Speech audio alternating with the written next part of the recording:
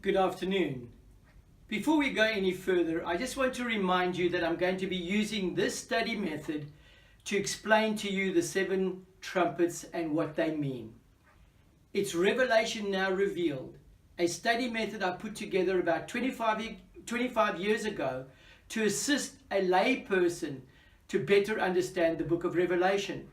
The first 100 to make contact with us via email will receive this book for free. So please make contact with us. Now let's get into our study. In Revelation chapter 8 verse 2 I read these words. And I saw the 7 angels who stand before God, and to them were given 7 trumpets. So here I draw the picture as the study method asks me to do. I draw God sitting on his throne. I've drawn the rainbow just to remind me of his covenant agreement. And then there are 7 angels who stand before him. Angels meaning messengers or servants of God. They are instruments of God in order to carry out his purposes. Then I read that each of them have received a trumpet. In Revelation chapter 1, in verse 10 I read this. On the Lord's day I was in the Spirit, and I heard behind me a loud voice like a trumpet. So God's word explains to me the symbols. Trumpet here symbolizing an angel who's a messenger who has a particular message which is to sound and give to planet Earth. Then I read in Revelation chapter 8 verse 6. Then the 7 angels who had the 7 trumpets prepared to sound them. So we have these angels ready to give us these messages. Just remember that although we have the number 7, it doesn't mean that they are individually given, but that 7 symbolizes the completeness of God's appeal to us in the end of time. And I will explain this more as we go on. It says in verse 7, the first angel sounded his trumpet, and there came hail and fire mingled with blood, and it was hurled down upon the earth. A third of the earth was burnt up, a third of the trees were burnt up, and all the green grass was burnt up. So again, according to the study method, I need to do my drawing. I have hail, I have fire, and I have blood. So I have the hail and fire mingled with blood, which is hurled down on the earth. And on the earth I have trees, I have grass, and then of course I just have the earth. And this is the picture that has been painted, or the message that's been given by the first angel. Now we're going to start to try and understand this better, and I want to go to 1 Peter to bring to your attention what fire symbolizes in this message. It says there in verse 6, in this you greatly rejoice, though now for a little while you may have had to suffer grief in all kinds of trials.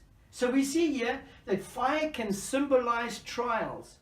And it says this, these have come so that your faith of greater worth than gold, which perishes even though refined by fire, may be proven genuine and may result in praise, glory, and honor when Jesus Christ is revealed. Here I see, dear friends, that the purpose of the fire is to prepare my faith, to establish me in my faith for these last times, so that I will hold on to Jesus Christ with all that I have until he comes in the clouds of heaven to receive us. I also want you to notice that fire has a purging effect, has a refining effect. It gets rid of all the rubbish in my life, the sin in my life. I want you to notice something else, that hailstones, according to God's word, and I read there in Job chapter 38, God asks Job this question. Have you entered the storehouses of the snow, or seen the storehouses of the hail? So he's saying, have you been into my inner chambers to see where I keep snow and hail? Verse 23, which I reserve for times of trouble, for days of war and battle. So we find out that hailstones are used by God in order to get our attention, to draw our focus back to him, to get us to return back to him. You know, it makes me think of a story that takes place where this man's walking along the road and God throws down diamonds from the sky to the man.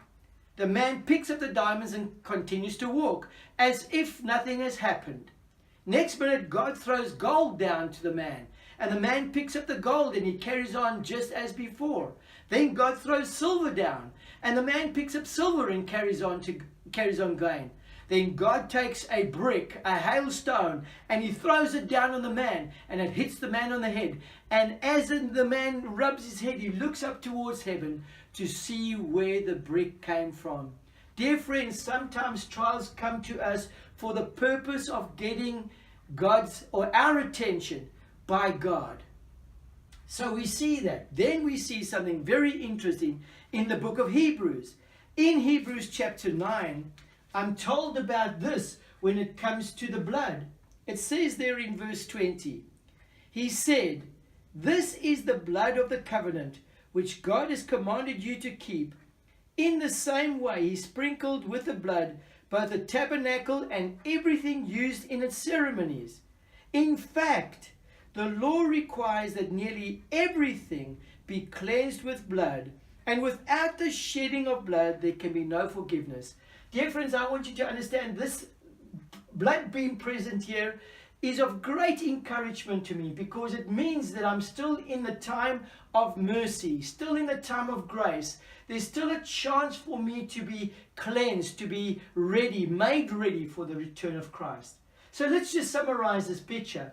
We see that the message of God is that I'm going to send trials on you.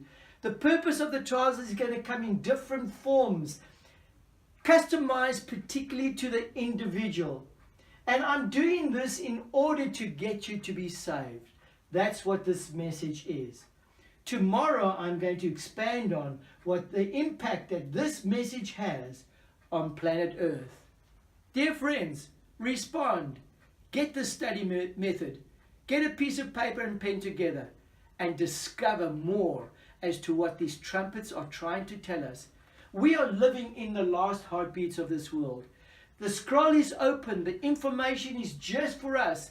No other people will ever have understood this, but we have been given the privilege. Do you want to know more about this? Meet me again tomorrow. God bless you.